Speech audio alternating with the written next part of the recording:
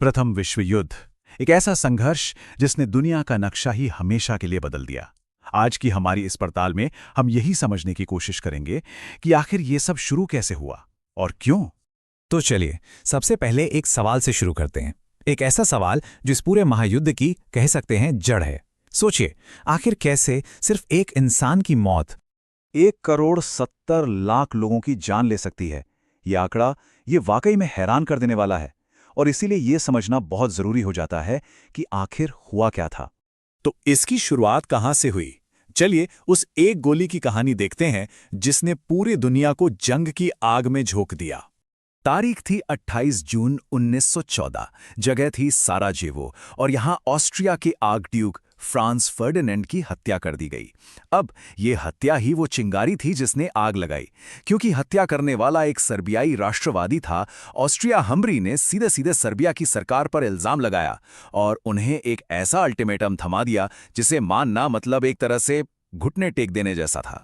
लेकिन सवाल ये उठता है कि एक हत्या से इतना बड़ा युद्ध कैसे छिड़ सकता है? इसे समझने के लिए हमें उस वक्त की दुनिया पर नजर डालनी होगी। एक ऐसी दुनिया जो सचमुच एक बारूद के ढेर पर बैठी थी और बस एक चिंगारी का इंतजार कर रही थी।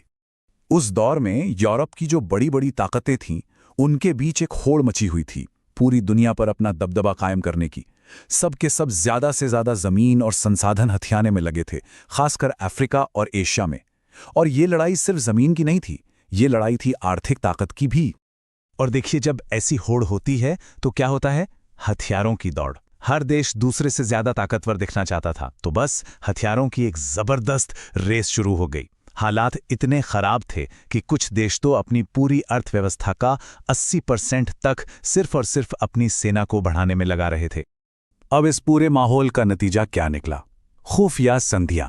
हर देश छिप छिप कर दूसरे देशों से गठबंधन बना रहा था और इसी सब के चलते पूरा यूरोप साफ साफ दो खेमों में बंट गया। एक तरफ थे मित्र राष्ट्र यानी अलाइड पावर्स और दूसरी तरफ थी केंद्रीय शक्तियां जिन्हें सेंट्रल पावर्स कहा गया। तो समझिए, मंच पूरी तरह सज चुका था। अब बस पर्दा उठने की देर थी। चलिए देखते हैं कि कैसे इन गठबंधनों के जाल ने एक विनाशकारी डोमिनो इफेक्ट शुरू कर दिया। और यहां हम देख सकते हैं कि ये डोमिनो इफेक्ट काम कैसे किया। एक के बाद एक देश इस जंग में खिंचते चले गए।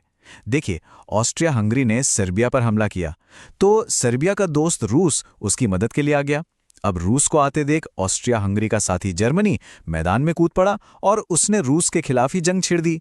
और देखते ही देखते पूरा का पूरा महाद्वीप इस युद्ध की आग में जलने लगा। ये कोई मामूली जंग नहीं थी, ये एक बिल्कुल नए तरह का युद्ध था। ऐसा युद्ध जो दुनिया ने पहले कभी नहीं देखा था। लड़ाई सिर्फ जमीन पर नहीं, बल्कि हवा में और समुद्र की गहराइयों में भी लड़ी जा रही थी। और बहुत जल्द ही इसने पूरी दुनिया को अपनी गिरफ्त में ले लिया।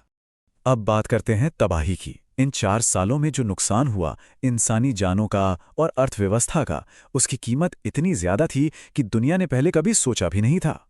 1,10,00,000 ये वो संख्या है जितने सैनिक इस लड़ाई में मारे गए। सोचकर देखिए, 1,10,00,000 सैनिक। उस पीढ़ी के लोगों के लिए तो ये आंकड़ा कल्पना से भी परे था। और ये तो सिर्फ सैनिकों की बात है। इसके अलावा करीब 60 लाख आम नागरिक भी मारे गए, युद्ध के सीधे असर से नहीं, बल्कि भुखमरी और बीमारियों की वजह से। मतलब साफ है, इस लड़ाई का असर सिर्फ जंग के मैदान तक सीमित नहीं था। और जब हम कहते हैं कि ये एक विश्व युद्ध था, तो इसका मतलब क्या है? इसका मतलब है कि दुनिया का हर कोना इससे प्रभावित हुआ। अकेले भारत से, जो उस वक्त ब्रिटिश हुकूमत के अधीन था, 13 लाख सैनिकों को लड़ने के लिए भेजा गया और इनमें से करीब 50,000 ने कभी घर वापसी नहीं की। ये आंकड़े तो सिर्फ संख्याएं हैं, लेकिन इनके पीछे का दर्द कितना गहरा था, इसका अंदाजा इस एक बात से लगाया जा सकता है।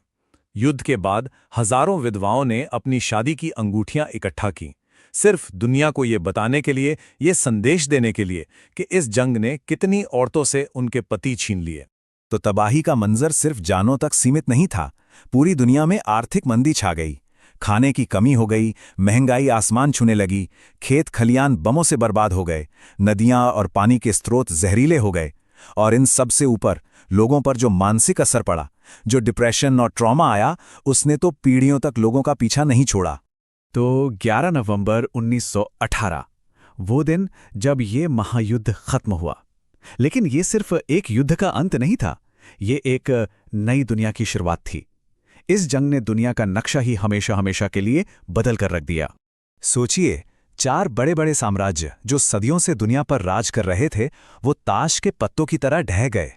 रूसी साम्राज्य खत्म, ऑस्ट्रो हंगेरियन साम्राज्य खत्म, ओटोमन साम्राज्य का नामो निशान मिट गया और जर्मन साम्राज्य भी नहीं रहा। और जब ये पुरानी ताकतें खत्म हुईं तो उनकी जगह एक नई सुपर पावर ने ले ली, और वो था संयुक्त राज्य अमेरिका। लेकिन कहानी यहां खत्म नहीं होती। बदकिस्मती से इस युद्ध के अंत ने ही आने वाले एक और बड़े संघर्ष के बीज बो दिए थे। एक तरफ अमेरिका एक नई महाशक्ति बनकर उभरा और दूसरी तरफ रूस में सोवियत संघ की स्थापना हो गई। और इन दोनों के बीच एक नई दुश्मनी की शुरुआत हुई, एक ऐसी दुश्मनी जिसे हम बाद में कोल्ड वॉर के नाम से जानते हैं। और यहीं पर हम एक बहुत बड़े सवाल पर आकर रुक जाते हैं। पहले विश्व युद्ध को कहा गया था the war to end all wars, मतलब वो जंग जो सारी जंगों को खत्म कर देगी। लेकिन क्या वाकई ऐसा हुआ? क्या इससे दुनिया में शांति आई, या फिर इसने एक और पहले से भी ज्यादा भयानक, ज्यादा घातक जंग के लिए सिर्फ जमीन तैयार की थी?